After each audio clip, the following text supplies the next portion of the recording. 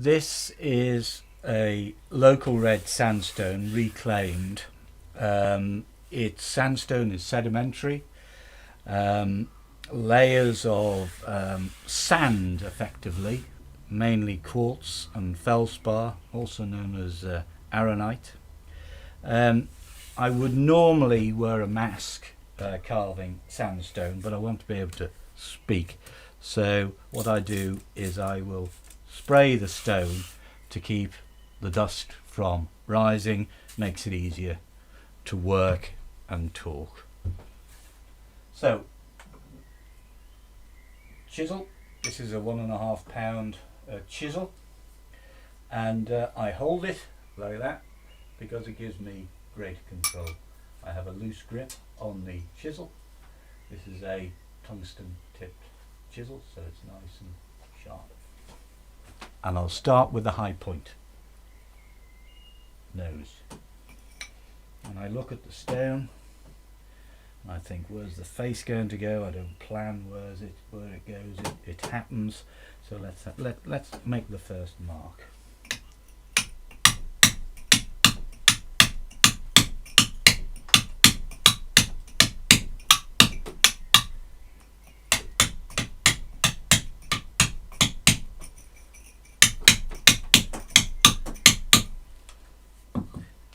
You notice that I lift the chisel every time I make a cut. That's the way it's done, like that. And I'm just getting some depth. I can see that this is quite flaky stone and it's quite moist.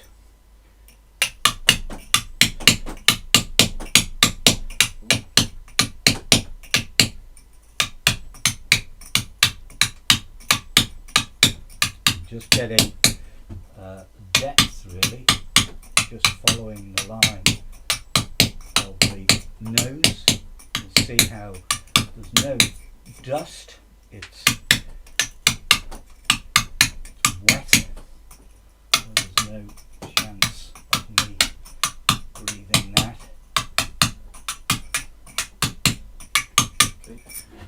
Because there's quite a lot of stone here that I don't need, because the head will come back with the leaves, I think, around the side. I'm going to use what's called a pitcher, which is a strong chisel, and you'll see how it works when I give this a wallop.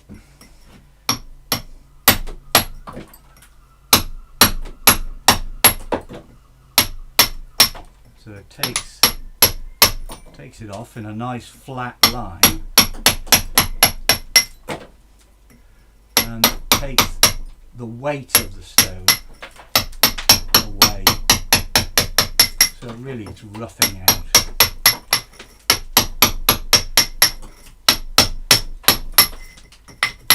I'll just give that a spray.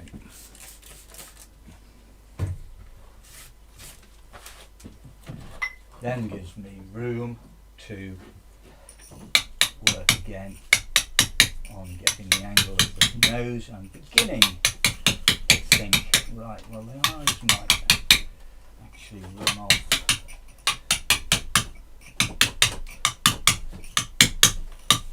In that direction.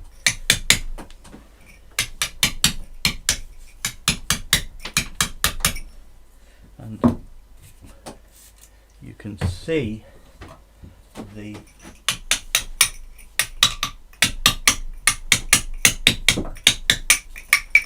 form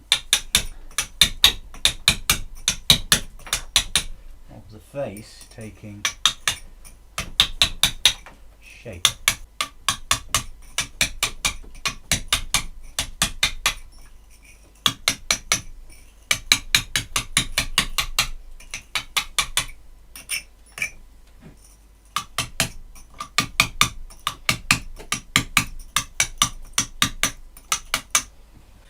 Now, you may wonder why I had this on this, and that is because there are occasions, and a lot of occasions really, when you want to change the angle slightly of the piece of stone to make it easier to work. So if you have it on carpet, it's not back-breaking to move it into a position where you can, you know, have more access to the angle that you want to work on.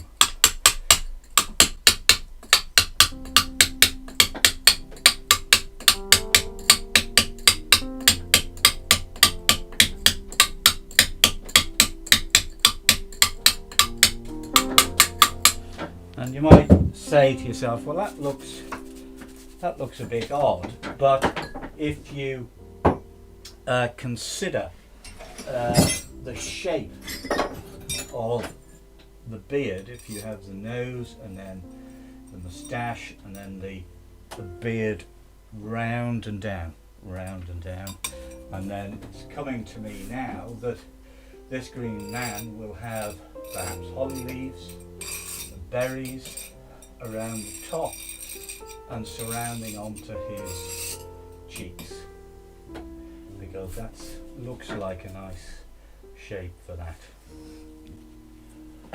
So I'm going to just, as I've got that basic dimension, I'm going to sort of just kind of get an idea. Well, it may not happen like this, but the impression of the holly leaves, where they may go. So we've got the eye there, we've got the eyebrow there, we've got the nose, we've got the idea of the nose finishing there now, a moustache running down. I think that's right. You know, these joining in with that curve downwards, that will come down. I think I need probably just a slightly smaller chisel so I can get the detail. Not and cut into it that way, because the moustache will be going that way. Let's see where you're going, matey.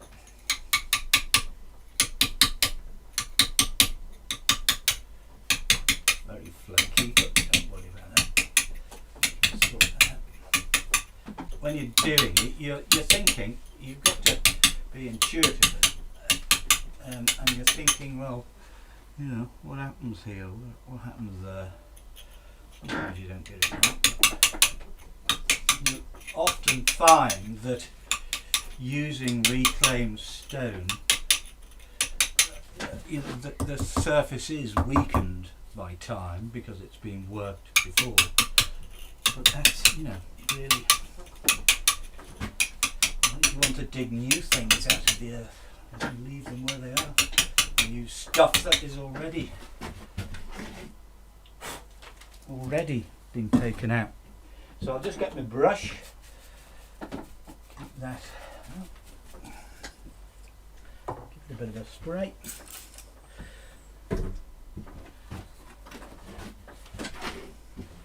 And we're getting an idea of his nose now, I think.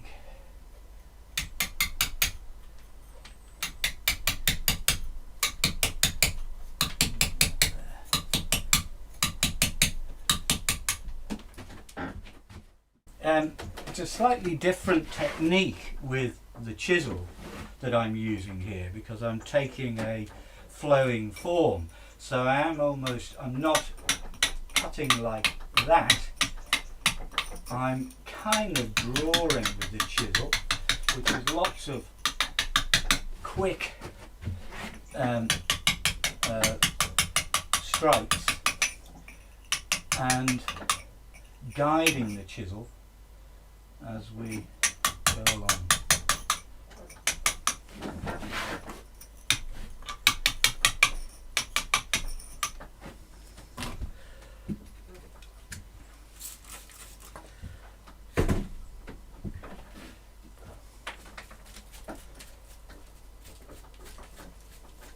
Now I'm going to do a little bit more detail on the nose, because I feel that will help me with the moustache and then the beard.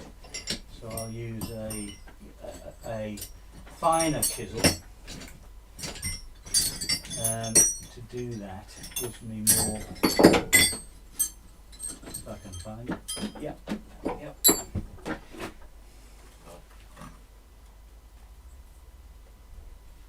Nice and sharp. I keep these chisels very sharp, especially when carving on sandstone, because for cold iron chisels, sandstone can be used to sharpen, but for tungsten tip chisels I use a diamond pad. You just wet it and you rub it like that, not many times, there's a rough and a smooth a bit, and that's it. For cold steel you can use the sandstone itself, because of the quartz and the feldspar, and you sharpen it, and the hard stone will put an edge on it, which is nice. So we've had a break, well the camera man has had a break, and I've just continued getting a bit more detail, and I'm moving on to the eyes, which are always quite a difficult thing to establish, but if you've got the nose and the eyebrows, then the position of the eyes is generally set. But you have to be careful, because every cut you make affects cheekbones, and jawbones and jawline. But this, I'm beginning to think, is the root or the branch of the leaves that will surround the head here and here. So I'm just going to cut in to this cheekbone here and see where we're going with the eye. I can match it up.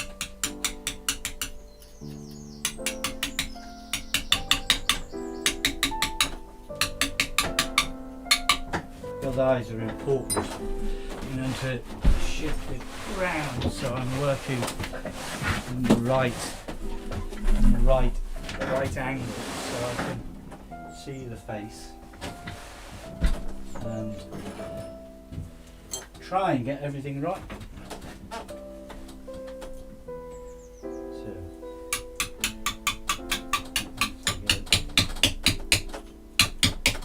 In.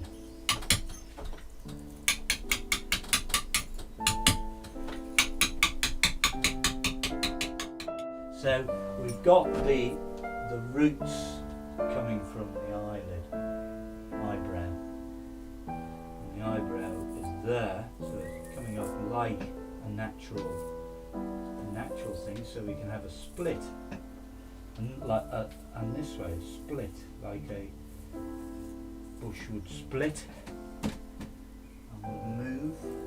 So you've got that movement. With a unit, it's coming together here. We could have one type of leaf here. So you're taking that high space there, overlapping. So we're getting leaves, and then another type of leaf here. But it's taking that shape, and you know, you can carve leaves in many different ways, but if you want a uncomplicated project, you just carve them in.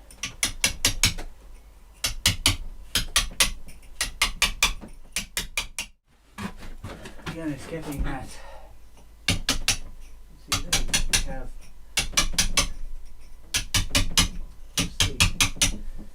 shadow of a shape appearing that we can develop and refine a little later on. We've got something here which will be developed again. Take that down a bit.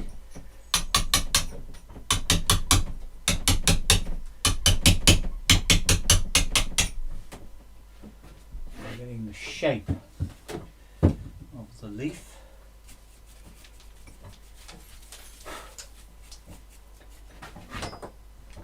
I'll have to move that to get that impression of that leaf. I'll cut that a bit deeper at some point, but I'm just getting the general picture and movement at the moment. So that root can split, this leaf can come down here.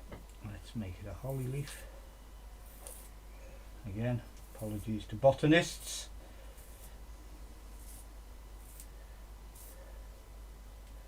We've got a shape there that's leaf-like, so we can take that shape and use it to our advantage. And we've got a nice shape there, so we'll use that.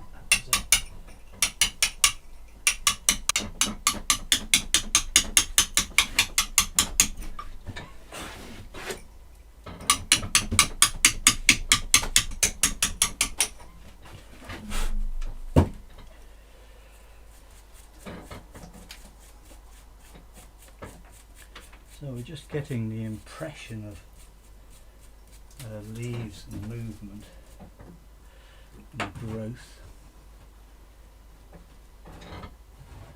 We'll take that from there. That'll need a finer chisel to do that a little later on. I've got a shape here. I've got, let's make this dramatic, nice, bold, pointed leaf. Take that in there, use that height.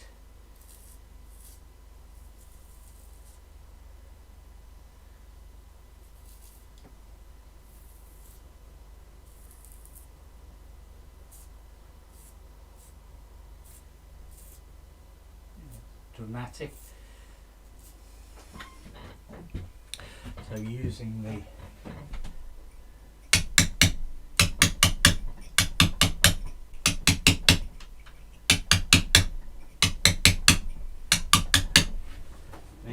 this cut here is basically using a letter cutting technique, which is you're running along the outside line.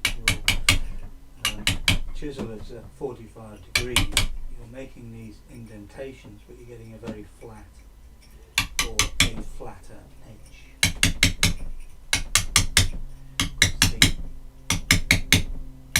The chisel determines direction. You know, if your chisel is facing that way, that's where it'll go. If your chisel's facing that way, that's where it'll go. So you've got to be conscious of chisel position.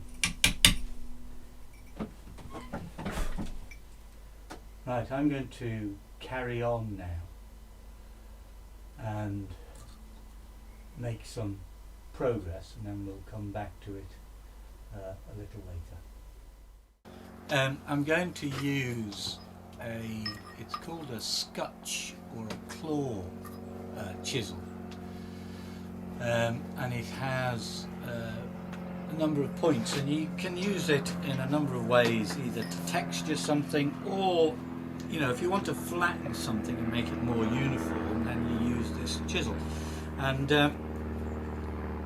you strike it rapidly. And I always keep my hammer kind of loose like that, so the force of any hit isn't going to the elbow. So you're not gripping the chisel like that, because if you're doing that, all the force is going up here and up here. So hold it loose and hold it like that. And you can see it takes off a layer of stone and digs in. Yeah, quite a rhythm going there.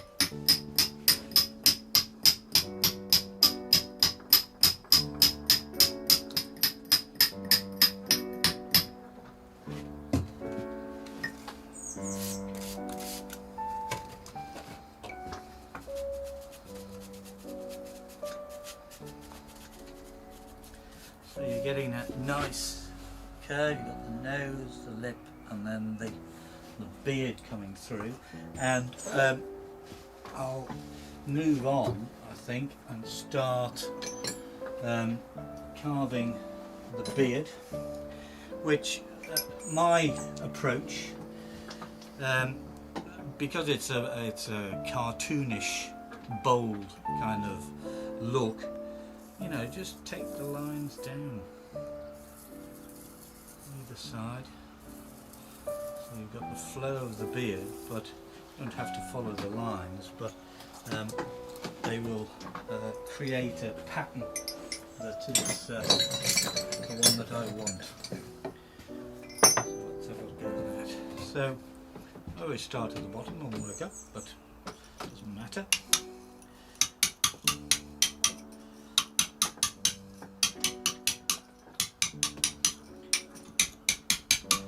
So getting the movement,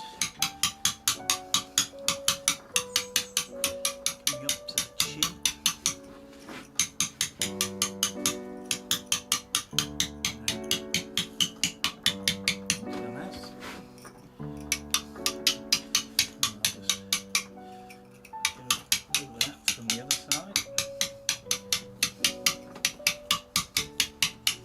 Very nice flowing beard.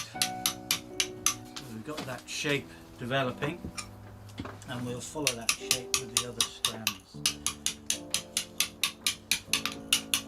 into the mouth. And of course this will effectively determines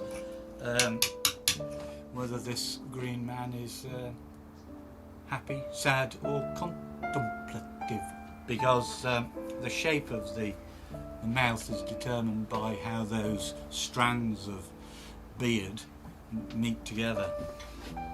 So he could be happy. He looks a bit thoughtful. Nice.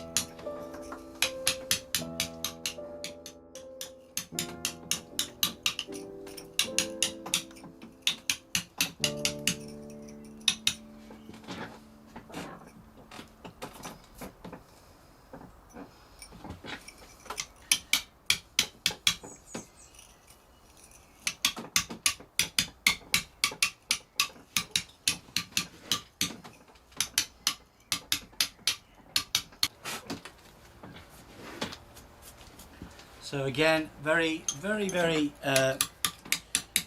light lines, light and shadow, impressions, movement, combining to give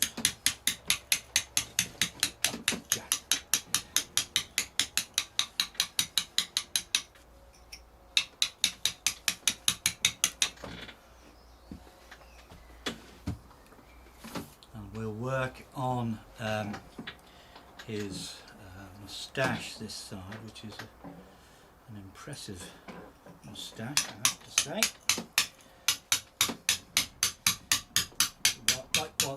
Like one like that myself.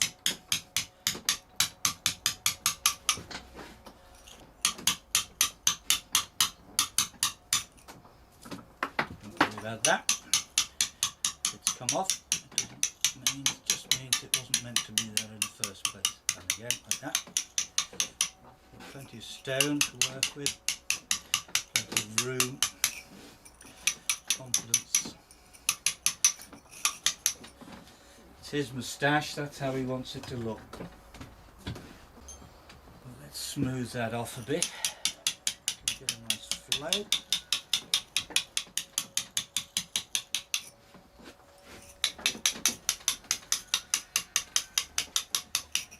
Scraping a lot of stone off at the moment. Don't need to cut in deep, I'm just giving it kind of a shape and form, because it belongs in the stone and will return into the stone.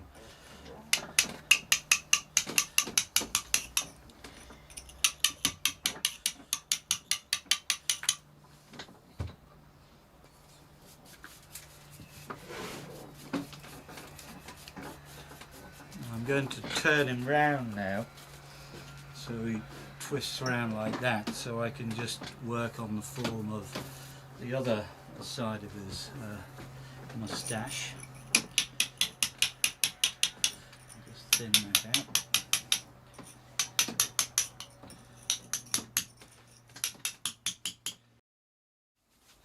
So get the damp sandstone off. You can see this may be a berry, this may be berries here, this may be berries, we'll see. Right, we'll take him round. I'll get my chisel, follow it down.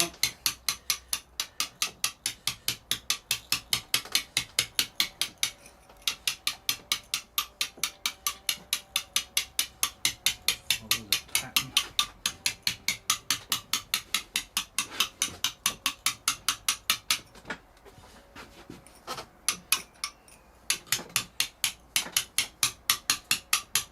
Take him down a bit, following that dip. A bit harder blows on the chisel. So his moustache is developing. That stone out, not too much weight.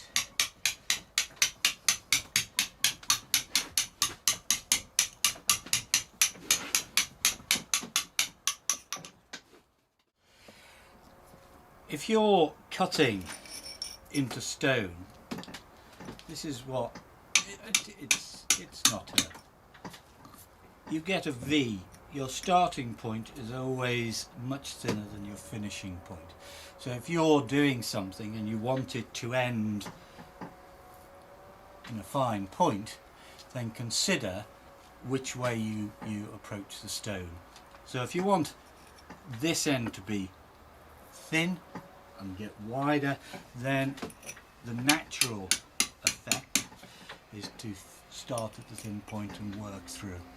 It's more difficult, although you can, just to take the pressure off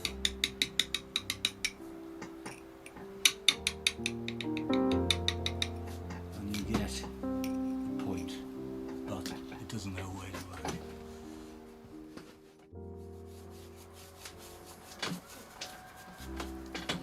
So if I just lift him up now,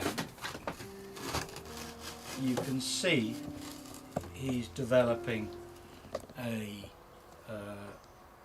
personality and a shape, and that will allow me to carve in the leaves and the buds and the berries to give a rough, a rough but characterful green man, because that's the essence of the green man. The green man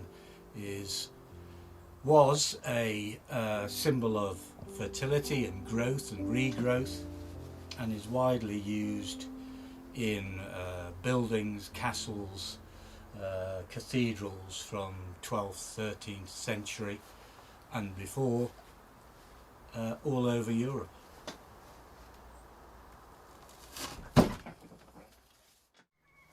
Right, I've done quite a little bit more work on this, but I'm going to use the scutch or claw, and I've got to put a little bit of texture on the leaves and a little bit of detail, and really take it through to its final place. As I say, you'll see he looks like quite a dignified chap. So again, light hold,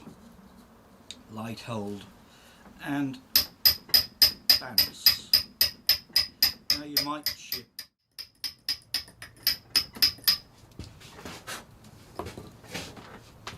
So just to give the impression of leafiness, small chisel, thin chisel, and just go with the flow really. Just think, oh well, yeah, the spine of the leaf goes down and you've got texture. So you're just following the centre line. and you're spinning the chisel a bit to give it that kind of V shape. So you're getting an indentation. The leaf, and then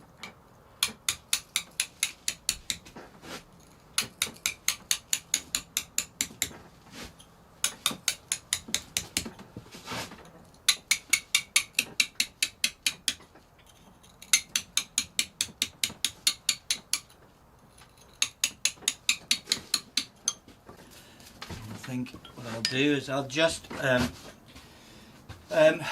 for the eyes can be very finely detailed if you're using the right type of stone, but if I'm using sandstone, so it's gritty, it's sandy, so you've got to be reasonably bold with it, so strong lines are easier to see in the light. So pick your point where you want your eyebrow. I'm going to have his eyes closed, I think, because he looks quite dignified. So I'm putting an impression of a line of a closed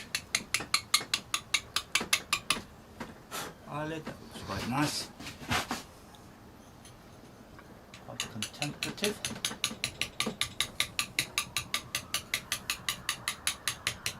Quite peaceful.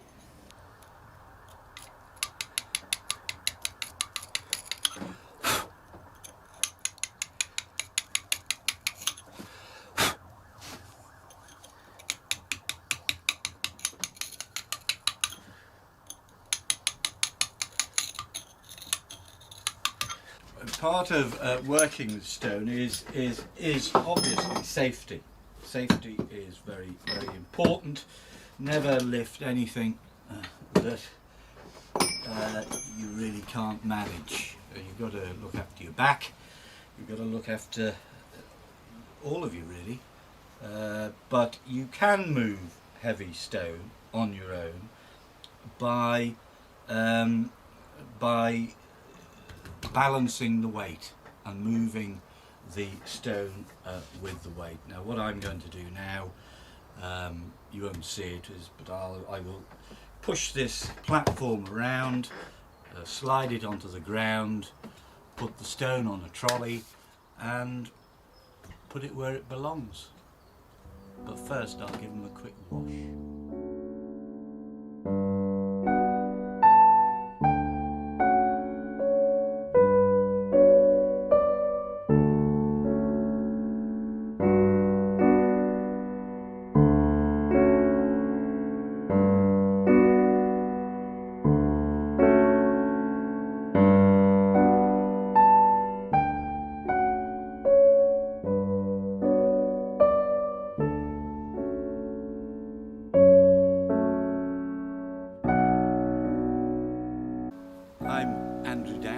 I'm a stone carver and letter cutter.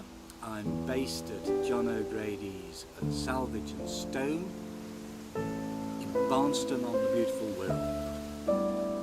I run weekend courses for stone carving and letter cutting. So if you've enjoyed this video, pop in and say hello. And if you want to, subscribe to our YouTube channel.